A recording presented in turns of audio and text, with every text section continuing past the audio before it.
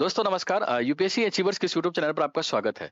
दोस्तों आज के सेशन में एक महत्वपूर्ण टॉपिक अभी जो न्यूज में आया है और आज ही का न्यूज है कि पटना हाई कोर्ट ने जो बिहार सरकार का जो रिजर्वेशन बढ़ाने का जो फैसला था 65% जो रिजर्वेशन कर दिया था वहां पर विधान परिषद से जो बिल को पारित करके उसको एक तरह से स्ट्राइक डाउन कर दिया, उसको रद्द कर दिया है, खारिज कर दिया है और बोला है कि अगले आदेश तक ये रद्द ही रहेगा, इसको एक तरह से लागू नहीं किया जा सकता।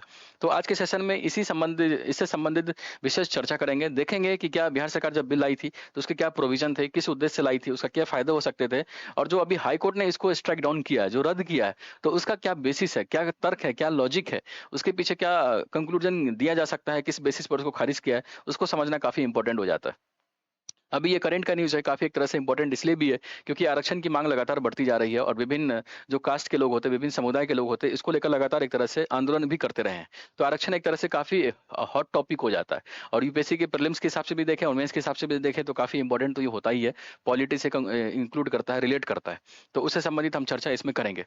अभी देखते हैं आज का जो न्यूज़ है उसको स्टार्ट करते हुए आगे बढ़ते हैं। अभी क्या हुआ था कि न्यूज़ है, ये द इंडियन एक्सप्रेस का न्यूज़ है कि पटना हाई कोर्ट ने sets aside Bihar move to raise quota, देख रहे हैं 65% कर दिया था। पहले आरक्षण की प्रतिशत कितनी थी, आरक्षण की सीमा कितनी थी 50%, उसको बढ़ा के बिहार सरकार ने एक बिल के जरिए पिछले साल ही नवंबर 2023 में बिहार गवर्नमेंट ने विधानसभा से एक बिल पारित करवाया था और उसका उद्देश्य क्या था, उसका उद्देश्य यही था कि जो रिजर्वेशन का जो कोटा है 50% उसको बढ़ा के 65% कर दिया गया था और वो पारित भी हो गया था। तो उस सेंस में था, लेकिन उसी को चैलेंज किया गया था हाई कोर्ट में, सुप्रीम कोर्ट में भी चैलेंज किया गया था, हाई कोर्ट में ही एक तरह से ये हाई कोर्ट ने ही इसको स्ट्राइक डाउन कर दिया है। तो उसके संबंधित विशेष चर्चा हो जाता है, देख रहे हैं। और क्या विशेष दिया कि ये राइट टू इक्वालिटी जो है उसका एक तरह से उल्लंघन करता है और इसी को बेसिस बना के हाई कोर्ट ने, पटना हाई कोर्ट ने इसको स्ट्राइक डाउन किया है, बिहार का जो रिजर्वेशन बिल है उसको। ठीक है। ये था न्यूज। अभी हम इस न्यूज को थोड़ा सा डिटेल में डिस्कस करेंगे। सुप्रीम हाई कोर्ट का क्या बेसिस था, क्या पॉइंट था, उसको डिस्कस करना जरूरी तो है ही, लेकिन उससे पहले हम थोड़ा सा आरक्षण के मतलब को समझ लेते हैं, उसके संवैधानिक प्रोविजन जो कॉन्स्टिट्यूशनल प्रोविजन है उसको डिस्कस कर लेते हैं, देख लेते हैं। फिर उसके बाद हम इसके डिटेल में जाएंगे, इस न्यूज के डिटेल में जाएंगे, जो कॉन्टेक्स्ट है उसकी बात करेंगे। पहले आरक्षण का हम थोड़ा सा मतलब समझते हैं और उसके बाद डिस्कस करना ज्यादा उचित होगा। देखिए, आरक्षण का क्या मतलब है। आरक्षण को इंग्लिश से बोलते हैं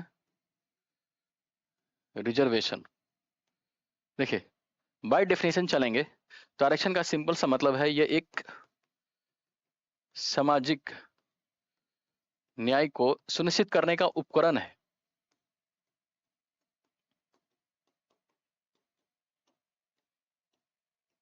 सुनिश्चित करने का एक उपकरण है, एक बोल सकते हैं टूल्स है।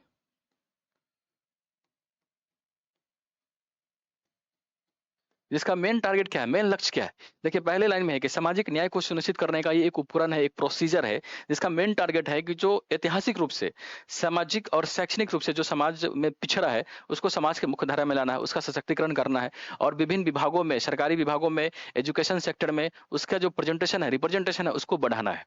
तो मेन टारगेट क्या है, उसका मेन टारगेट यही है कि जो पिछड़े समुदाय जो है, पिछड़े समुदाय का मतलब यहाँ पे ओबीसी नहीं, पिछड़े समुदाय का मतलब है जो शैक्षणिक और सामाजिक रूप से जो भी कास्ट एक तरह से पिछड़ा है सामाजिक रूप से और शैक्षणिक रूप से, तो पिछड़े समुदाय को समाज के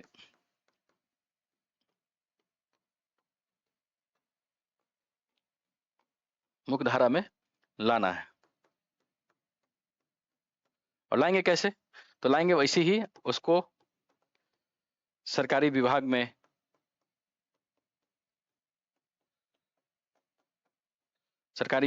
शैक्षणिक संस्थान में और संसद या विधानमंडल में कुछ सीट को रिजर्व करके, यानी आरक्षण की व्यवस्था के जरिए उसके रिप्रेजेंटेशन को सुनिश्चित करना है। तो ये था आरक्षण का मूल भाव। आपको पता है कि ऐतिहासिक रूप से भारत का जो समाज है वो जाति रूप से एक तरह से विभाजित है, इसमें विभिन्न जाति के लोग दिखाई पड़ते हैं और ऐतिहासिक रूप से ही देखें तो उसमें कुछ जाति के जो लोग होते हैं उसको एक तरह से काफी उसमें पॉजिटिविटी मिला हुआ है, काफी राइट्स मिले हुए हैं, समाज के मुख्य धारा में शामिल है। और कुछ ऐसे वर्ग भी है जिसको कोई राइट्स नहीं है, कोई अधिकार नहीं है, समाज में बोलने का अधिकार नहीं है, रहने का अधिकार नहीं है, उनके लिए अलग व्यवस्था थी। ये ऐतिहासिक रूप से चल रहा था। छुआछूत की समस्या काफी दिखाई पड़ रहा था, सामाजिक बहिष्करण की समस्या दिखाई पड़ रहा था। इन्हीं चीज को कम करने के लिए आरक्षण की व्यवस्था लाई गई ताकि उन वर्गों को भी सामाजिक संस्थाओं में एक तरह से मुख्य धारा में लाया जाए, उनका सशक्तिकरण किया जाए, जो ऐतिहासिक रूप से पिछड़े हैं सामाजिक रूप से और शैक्षणिक रूप से। ठीक है, तो ये मुख्य उद्देश्य था आरक्षण का। और इसी आरक्षण को लागू करते हुए समाज में जो संविधान जब बना था, उस टाइम में जब डिबेट एंड डिस्कशन हुआ था, तो उसमें कुछ प्रोविजन डाले गए थे जिसको बेसिस बना के आरक्षण की व्यवस्था को लागू किया गया था इंडिया में स्वतंत्रता आंदोलन के बाद, मतलब स्वतंत्रता के बाद जब भारत आजाद हो गया था। तो उसके बाद, आजाद से पहले भी आरक्षण की बात हो रही थी। आपने पढ़ा होगा कम्युनल अकॉर्ड, उसमें पूना पैक्ट के जरिए कुछ सीटों को आरक्षित कर दिया गया था दलित समुदाय को लेकर। तो वहां से एक तरह से ट्रेडिशन दिखाई पड़ता है। और जब भारत आजाद हो गया तो भारत सरकार के पास एक तरह से पूरा रिसोर्स था, पूरा एक तरह से राइट्स है कि आप किस तरह से प्रोविजन को बना सकते हैं। और उसी संदर्भ में जब मंडल आयोग लागू हुआ था, तो पहली बार एक तरह से बोले तो ओबीसी को भी आरक्षण दिया गया था, और SC ST का आरक्षण पहले से ही चल ही रहा था। तो उस वे में चीजों को लागू किया गया था। ठीक है। अगर हम संवैधानिक प्रोविजन की बात करें कि भारत का संविधान जब संविधान बना, तो उसमें उस तरह से कुछ प्रोविजन था जिसको बेस बना के ही आरक्षण लागू होता है, आरक्षण के प्रावधान को हम अमली जामा पहनाते हैं। तो उन प्रोविजन को देखते हैं, उन जो प्रावधान है उनको डिस्कस करते हैं। देखिए, सबसे पहला प्रोविजन क्या है, आप अगर देखेंगे तो अनुच्छेद 15(4). अनुच्छेद 15(4) में स्पष्ट है कि यह अनुच्छेद क्या है, सरकार को सामाजिक और शैक्षणिक रूप से पिछड़े नागरिकों को किसी वर्ग, देख रहे हैं, किसी वर्ग या अनुसूचित जातियों और अनुसूचित जनजातियों के उत्थान के लिए विशेष प्रावधान करने में सक्षम बनाता है। अनुच्छेद 15(4) सरकार को ये राइट्स देता है कि वह सामाजिक रूप से किसी पिछड़े वर्ग को, अनुसूचित जाति को, अनुसूचित जनजाति के किसी भी वर्ग को सामाजिक रूप से उत्थान बढ़ाने के लिए, सामाजिक सशक्तिकरण के लिए विशेष प्रावधान करने का अधिकार देता है। और इसी को बेस बना के आरक्षण व्यवस्था भी लाई जाती है। अगला है अनुच्छेद 16(4). ये क्या कहता है, यह अनुच्छेद सरकार को नागरिकों को किसी भी पिछड़े वर्ग के पक्ष में, देख रहे हैं, नियुक्ति की बात कर रहा है, नियुक्ति या पदों के लिए आरक्षण करने में सक्षम बनाता है, जिसका सरकार की राय में राज्य की अधीन सेवाओं में पर्याप्त प्रतिनिधित्व हो। यानी ये बोल सकते हैं ये नौकरी में आरक्षण की बात करता है। आप लोग देखते होंगे जब वैकेंसी वगैरह आता है तो उसमें सीट्स रिजर्व होता है कि SC वर्ग के इतने होने चाहिए, ST वर्ग के इतने होने चाहिए, OBC वर्ग के इतने होने चाहिए। सभी का जो रिजर्वेशन होता है उसी बेसिस पर कट ऑफ भी अलग जाता है कि SC का कट ऑफ ये है, ST का कट ऑफ ये है, जनरल का कट ऑफ ये है, OBC का कट ऑफ ये है। जैसे UPSC का एग्जाम होता है तो हर साल हर एक कैटेगरी के हिसाब से कट ऑफ आती है, और कट ऑफ अलग अलग भी होता है। तो वो बेसिस वही है कि आरक्षण के हिसाब से जो कट ऑफ होगा उसके हिसाब से कट ऑफ डिसाइड होता है, और उसी हिसाब से नियुक्तियां होती हैं, भर्ती होती है। तो बेसिस है। ठीक है, तो वो कहाँ से निकलता है, अनुच्छेद 16(4) से। अगला है अनुच्छेद 330, और यह अनुच्छेद लोकसभा में अनुसूचित जाति, SC और ST के लिए सीटों के आरक्षण की व्यवस्था करता है। लोकसभा में कुछ सीट SC ST वर्ग के लिए भी आरक्षण की व्यवस्था आरक्षित किया गया है, ताकि इस सीट पर SC ST के लोग ही नियुक्त हो सके, तो मनोनीत हो सके या चुनाव जीत सके। तो वो अनुच्छेद 330 के तहत आता है। अगला आर्टिकल है अनुच्छेद 332, और यह क्या कहता है, यह अनुच्छेद राज्य विधानसभा में, मतलब जो विधायक वगैरह सब है वहां पर विधानमंडल में अनुसूचित जाति, अनुसूचित जनजाति के लिए सीटें के आरक्षण की व्यवस्था करता है। मूल संविधान में देखें तो मूलतः यही 4 प्रोविजन थे जिसको बेस बना के आरक्षण की व्यवस्था को लागू किया जाता रहा है, चाहे वो संविधान में, मतलब संसद में लागू करना हो, लोकसभा में करना हो, चाहे विधानमंडल में करना हो, नौकरी में करना हो, या किसी एजुकेशन सेक्टर में करना हो। तो मूलतः यही प्रोविजन थे। लेकिन 2019 में एक इंटरेस्टिंग फैक्ट हुआ, और क्या हुआ उसमें उसमें एक अमेंडमेंट बिल लाया गया, 103 अमेंडमेंट बिल। ये एक्ट भी पास भी कर दिया गया था, और उसमें 15(6) और 16(6) जोड़ा गया। पहले क्या था, आरक्षण की बेसिस होना चाहिए कि सामाजिक और शैक्षणिक रूप से पिछड़ापन होना चाहिए, यानी ऐसे समुदाय जो सामाजिक रूप से पिछड़ा है और शैक्षणिक रूप से पिछड़ा है, उसी को हम रिजर्वेशन दे सकते हैं, आरक्षण की व्यवस्था दे सकते हैं। लेकिन जब ये 2019 में ये बिल आया था, 103वां संविधान संशोधन बिल अधिनियम, तो उसमें आर्टिकल में 15(6) 16(6) जोड़ा गया था, और ये बेसिस बना दिया कि कोई आर्थिक आधार पर भी पिछड़ा है तो आर्थिक आधार को बनाते हुए आरक्षण की व्यवस्था की गई थी। और उसके तहत कहा गया था कि आर्थिक पिछड़ेपन के आधार पर हम 10% रिजर्वेशन, यानी 10% सीट को हम रिजर्व कर रहे हैं। और ये लाभ मिल रहा था उनको जो जनरल वर्ग में आते हैं, लेकिन गरीब है। गरीब मतलब क्या, आर्थिक रूप से पिछड़ा है।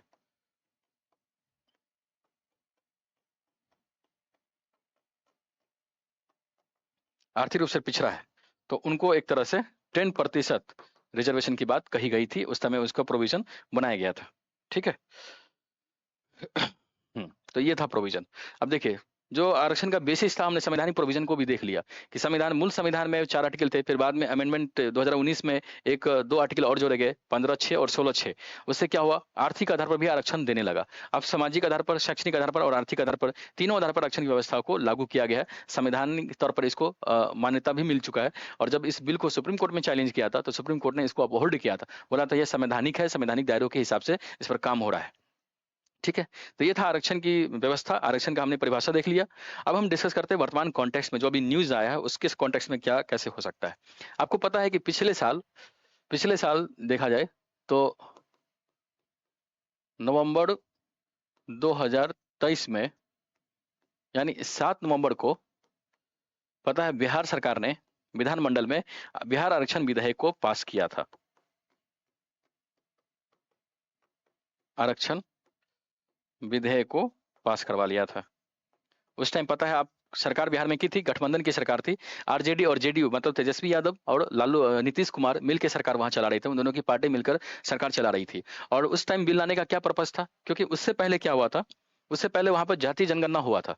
जातीय जनगणना कास्ट सेंसस की बात बहुत तेजी से उभर रही थी, क्योंकि ये लोग माने जाते हैं कि सामाजिक सरोकार के सामाजिक न्याय के मुख्य धारा से सामाजिक न्याय की बात करते हैं। तो जिसकी जितनी संख्या उसकी उतनी हिस्सेदारी की मांग करते हैं। मतलब जिसका जितना रिप्रेजेंटेशन है, जिसका जितना पॉपुलेशन है, उसको उतना ही सीट मिलना चाहिए, उसी अनुपात में उसका आरक्षण भी व्यवस्था होनी चाहिए, उतनी ही अनुपात में उसकी सीटें भी होनी चाहिए। तो जब किया गया था तो उस कास्ट सेंसस में क्या हुआ था, तो लगभग 13 करोड़ जनसंख्या बताया गया था बिहार का। 13 करोड़ जनसंख्या बिहार का निकला था, जिसमें कैटेगरी वाइज देखे तो एबीसी ओबीसी का कितना पॉपुलेशन था, लगभग 27%। ईबीसी का कितना पॉपुलेशन निकला था, 36%। एससी का पॉपुलेशन कितना था, 19%, लगभग 19.65। एसटी का पॉपुलेशन कितना निकला था, लगभग लगभग इतना। और अनरिजर्व जनरल की बात करेंगे तो लगभग 15% इसका वो निकला था संख्या। इस तरह से देखेंगे तो कैटेगरी वाइज जनसंख्या का एक तरह से गणना हुआ था। अब चूंकि इस अनुपात में एक तरह से जनसंख्या निकल रहा है, तो डिमांड भी उठ गया था कि जिस अनुपात में जनसंख्या है उसी अनुपात में आरक्षण भी होना चाहिए। अगर ओबीसी 27% है तो 27% आरक्षण होना चाहिए। अगर ईबीसी 36% है तो 36% आरक्षण होना चाहिए। अगर एससी 19% है तो एससी को 19% मिलना चाहिए आरक्षण। एसटी को अगर इतना है तो उतना प्रतिशत उसको आरक्षण मिलना चाहिए। और जनरल अगर 15% है तो आरक्षण उसको 15% ही मिलना चाहिए।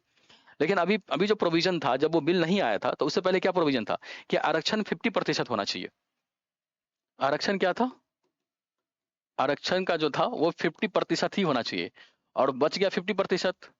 तो 50% में जितने भी वर्ग आते हैं, ओबीसी, ईबीसी, एससी और एसटी, और जो बच गया 50% वो जनरल के लिए था। जनरल वर्ग इसमें फाइट कर रहा है।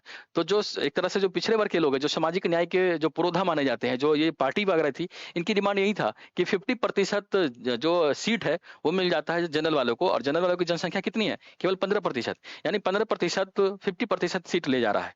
तो इसी चीज को ब्रेक करना था और इसी अनुपात में एक तरह से रिजर्वेशन की मांग की गई थी और बिहार सरकार ने बिल पारित किया था। और जिसमें जो आरक्षण की सीमा थी उसको बढ़ा के 65% कर दिया था। कैसे किया, तो पहले ईबीसी का परसेंटेज था, आरक्षण की प्रतिशत था 18%, उसको बढ़ा के लगभग 25% तक कर दिया था। बैकवर्ड ओबीसी का था 12%, उसको बढ़ा के 18% कर दिया गया था आरक्षण की प्रतिशत, जो आरक्षण की सीमा है। एससी को मिला था 16%, उसको बढ़ा के 20% कर दिया था। एसटी को मिल रहा था 1%, उसको बढ़ा के 2% कर दिया था। और जो बैकवर्ड क्लास वुमेन की बात है, 3% रिजर्वेशन था पहले, उसको अब खत्म कर दिया, अब वो रिजर्वेशन नहीं है। जो बैकवर्ड क्लास का जो वुमेन था उसको पहले 3% रिजर्वेशन भी मिल रहा था। देख रहे बिहार में लिंग के आधार पर भी रिजर्वेशन का प्रावधान था। 3%, मतलब महिलाओं को, जो पिछड़े वर्ग की महिलाएं हैं उसको 3% रिजर्वेशन मिल रहा था, उसको खत्म कर दिया गया था। और उस लिहाज से देखें तो पहले 50% था, अब बढ़ के चला गया 65%। अब देखिए 65% जनरल रिजर्वेशन है इस कैटेगरी वाइज इस तरह से। अब इस 65% में 10% रिजर्वेशन ईडब्ल्यूएस का भी है, आर्थिक आधार पर आरक्षण की बात हो रही थी। यानी बोल सकते हैं कि 65% आरक्षण अब मिल जाएगा और 10% जो ईडब्ल्यूएस वालों को मिलता है। जो मैंने बताया ना कि जो संविधान संशोधन अधिनियम 2019 में लाया था तो उसमें एक आधार जोड़ा गया था कि आर्थिक आधार पर भी आरक्षण होगा। तो टोटल हम देखेंगे तो 75% आरक्षण हो गया था। और 75% आरक्षण जब बढ़ गया था, यानी बच गया 25%, यानी 25% सीट ही जनरल को लिए अवेलेबल था और 75% आरक्षण की सीमा बढ़ गई थी। और इसीलिए इसी को बेस बनाते हुए हाई कोर्ट में, सुप्रीम कोर्ट में इस बिल को चैलेंज किया गया था। क्योंकि सुप्रीम कोर्ट का एक महत्वपूर्ण निर्णय है जो हमें आगे डिस्कस करेंगे कि आरक्षण की सीमा 50% से ज्यादा नहीं होनी चाहिए। 50% से ज्यादा नहीं होना चाहिए, इस पर सुप्रीम कोर्ट का स्पष्ट वर्डिक्ट भी है इंदिरा साहनी बाद में, उसको हम डिस्कस करेंगे। क्यों नहीं होना चाहिए उसको हम वही डिस्कस करेंगे। ठीक है। तो इसी आधार पर इसको चैलेंज किया गया था। सुप्रीम देख रहे हैं, नीतीश कुमार ने इसको बिल को पारित किया था और उस टाइम ये काफी एक तरह से बढ़ चढ़कर बात कर रहे थे कि हमको काफी लाभ भी मिलेगा, लेकिन बाद में ये पार्टी भी चेंज कर लेते हैं, गठबंधन भी चेंज कर लेते हैं और फिर वो बीजेपी में शामिल हो जाते हैं, एनडीए में शामिल हो जाते हैं। देखिए, अब हम थोड़ा सा देखते हैं कि हाई कोर्ट ने इसको क्यों रद्द किया था, हाई कोर्ट का क्या बेसिस है उसको समझना है। देखिए, हाई कोर्ट ने जो रद्द किया था उसका सबसे पहला पॉइंट था कि ये राइट टू इक्वालिटी जो आर्टिकल 14, 15 और 16 में जो दिखाई पड़ता है उसका एक तरह से उल्लंघन है। राइट टू इक्वालिटी किसकी बात करता है? राइट टू इक्वालिटी बात करता है समानता के अधिकार, समानता के अधिकार की बात करता है।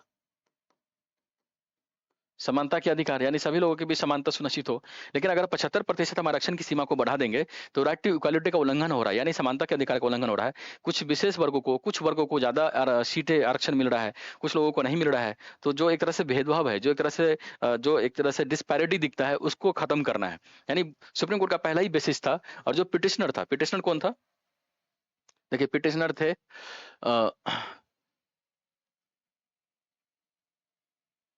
देखिए, ये नालंदा जिला के निवासी है राकेश कुमार। इन्होंने एक तरह से अपील किया था और इनके वकील है, वकील का नाम देखेंगे तो वकील किधर गया? चलिए, ये थे राकेश कुमार ने ही एक तरह से पिटीशन दायर किया था और मांग किया था कि इस बिल को खारिज कर दिया जाए। तो इनका जो वकील था, वकील ने भी ये दलील दिया था कि ये राइट टू इक्वालिटी का उल्लंघन है। और जो हाई कोर्ट है, हाई कोर्ट ने इसको सही मानते हुए बोला था कि सही बात है कि ये जो 75% एक तरह से हमने रिजर्वेशन की सीमा को बढ़ा दिया, तो राइट टू इक्वालिटी का उल्लंघन है, समानता के अधिकार का उल्लंघन है, एक तरह से भेदभाव पैदा करता है जो विभिन्न समुदायों के बीच में, इसलिए पहले बेसिस पर ये इनवैलिड करार होता है। दूसरा पॉइंट था हाई कोर्ट का कि ये सर्वोच्च न्यायालय का जो फैसला है उसके खिलाफ है। देखिए, सर्वोच्च न्यायालय ने 1992 में एक महत्वपूर्ण फैसला दिया था। फैसला का नाम क्या है? इंदिरा साहनी वाद। इंदिरा साहनी इंदिरा साहनी वाद में सुप्रीम कोर्ट के 9 जजों की पीठ ने यह फैसला दिया था कि जो आरक्षण है, आरक्षण की सीमा किसी भी स्थिति में 50% से ज्यादा नहीं होना चाहिए। 50% को क्रॉस कर ही नहीं सकते। आप कितना भी आरक्षण दे लो, कोई फर्क नहीं पड़ता किस समुदाय को कितना देना, आप डिसाइड कर लीजिए। लेकिन कितना भी दे रहे हैं, टोटल देने के बाद जो उसको एड ऑन करेंगे तो आरक्षण की सीमा 50% को क्रॉस नहीं करना चाहिए। और लॉजिक क्या था कि अगर 50% को हम आरक्षण की सीमा क्रॉस कर देंगे तो जो व्यवस्था है, जो एक तरह से परंपरा चल रहा है, जो एक तरह से नियुक्ति हो रही है, उसमें एक तरह से जो क्वालिटी होनी चाहिए उसके पीछे, उसके साथ एक तरह से समझौता हो जाएगा, एक्सपर्टीज नहीं आ पाएगा। इसी को आधार बनाते हुए उन्होंने बोला था कि जो संस्थान है, जो एक तरह से इंस्टीट्यूशन है, उसकी गुणवत्ता के साथ समझौता किए बगैर आप आरक्षण की व्यवस्था करिए। नहीं तो अगर मान लीजिए 100% आप आरक्षण नहीं दे रहे हैं तो जो टैलेंटेड लोग हैं वो व्यवस्था में शामिल ही नहीं हो पाएंगे, आपके इंस्टीट्यूशन में आ ही नहीं पाएंगे, शिक्षा में शामिल हो नहीं पाएंगे, उनके लिए तो काफी मुश्किल हो जाएगा ना। तो ऐसे लोगों को भी तो आगे बढ़ाना है, और जो पीछे है, जो सामाजिक रूप से पीछे, उसको भी शामिल आगे लाना है। तो दोनों को 50-50 तरह से आप आगे बढ़ाइए।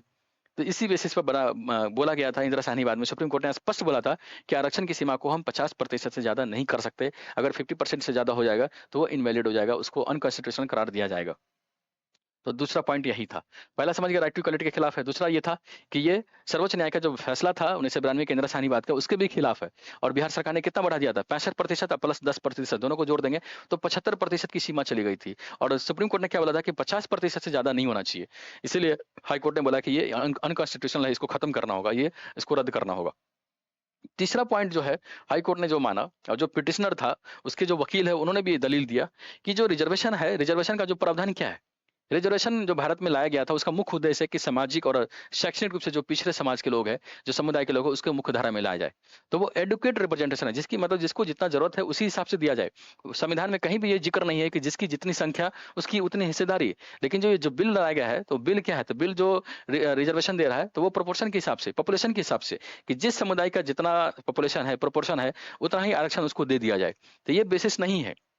और हाई कोर्ट ने बोला था कि ये जो बिल है वो प्रोपोर्शनल रिजर्वेशन को बढ़ावा देता है। प्रोपोर्शनल रिप्रेजेंटेशन मतलब कि जिसकी जितनी संख्या है, जनसंख्या है, उसी अनुपात में आरक्षण की बात को ये करता है। जबकि संविधान में ऐसा कोई प्रोविजन नहीं है। संविधान में आरक्षण का मुख्य उद्देश्य यही है कि जो सामाजिक रूप से पिछड़ा समुदाय है उसको मुख्यधारा में लाना है। और उसमें जनसंख्या की बात नहीं कर रहा है, संख्या की बात नहीं कर रहा है, जितने लोग हो सकते हैं सभी को लाना है। लेकिन ये जो बिल है, बिल में जाति जनगणना पहले हुआ, जाति जनगणना के आधार पर जो विभिन्न समुदाय का जो पॉपुलेशन था उसी बेसिस पर आरक्षण की व्यवस्था ये करता है। तो इसीलिए बोला गया कि ये प्रोपोर्शनल रिप्रेजेंटेशन रिजर्वेशन को बढ़ावा देता है। जबकि संविधान में देखेंगे तो एडुकेट एडुकेट रिजर्वेशन की बात करता है। एडुकेट रिजर्वेशन मतलब कि जो सामाजिक आर्थिक रूप से, सामाजिक आर्थिक शैक्षिक रूप से जो पिछड़ा समुदाय है उसको आरक्षण मिलना चाहिए, न कि जिसकी जितनी संख्या हो उसके अनुपात में मिलना चाहिए। तो मूल रूप से यही 3 पॉइंट था। इसी 3 पॉइंट पर दलील हुआ, सो हाई कोर्ट ने इस बात को एग्री किया और एग्री करते हुए बिहार सरकार का जो बिहार आरक्षण विधेयक है, जो बिल तो पास भी हो गया था, उस बिल को, उस अधिनियम को ही एक तरह से रद्द कर दिया, स्ट्राइक डाउन कर दिया और बोला कि ये गैर संवैधानिक है, संविधान के जो प्रावधान है उसके अनुरूप ये नहीं है। ठीक है। हुँ।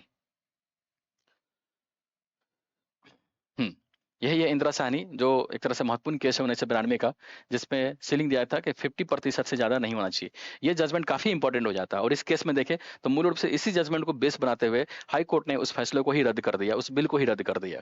और ये इंदिरा साहनी मैडम है, इन्हीं की केस थी, उसी बेसिस पर सुप्रीम कोर्ट का वो फैसला था। वो ऐतिहासिक फैसला है, वो हर जगह कोटेशन, आरक्षण का जो कोई मुद्दा आ रहा है तो उसमें इंदिरा साहनी का तो नाम आता ही है। और जो सीलिंग लगाई है, जो सीलिंग सुप्रीम कोर्ट की तरफ से आया है, वो काफ़ी एक तरह से देखा जाए तो काफ़ी तर्कसंगत भी दिखाई पड़ता है। कि सही बात है कि 50% से ज़्यादा आरक्षण हो जाएगा। अब सभी सीट आरक्षण के बेसिस पर ही भरेंगे, तो टैलेंट नहीं आ पाएगा आपके सिस्टम में। टैलेंट नहीं आ पाएगा तो जो काम है, जो वर्क है, उसके जो एफिशिएंसी है, जो एक्सपर्टीज़ है, उसके साथ एक तरह से समझौता हो जाएगा। तो दोनों चीज़ देखना है ना। आप रिजर्वेशन के ज़रिए जो पीछे हुए समाज के लोग हैं, उसको भी लाइए और जो टैलेंटेड लोग हैं, उसको भी शामिल करिए, ताकि दोनों में बैलेंस बना रहे, सिस्टम भी अच्छे से काम करता रहे। दोनों चीज़ को देखना है। अब हम देखते हैं कि इस चीज़ को कैसे आगे बढ़ता है। तो मूल रूप से यही सारा एक तरह से डिबेट था, पक्ष था, विपक्ष था, दोनों पॉइंट को हमने देख भी लिया, किस बेसिस पे स्ट्राइक डाउन किया उसको भी समझ लिया। तो इस लेक्चर को हम यहीं समाप्त करते हैं। मिलते हैं अगले वीडियो में किसी नए कॉन्सेप्ट के साथ, तब तक के लिए जय हिंद, जय भारत।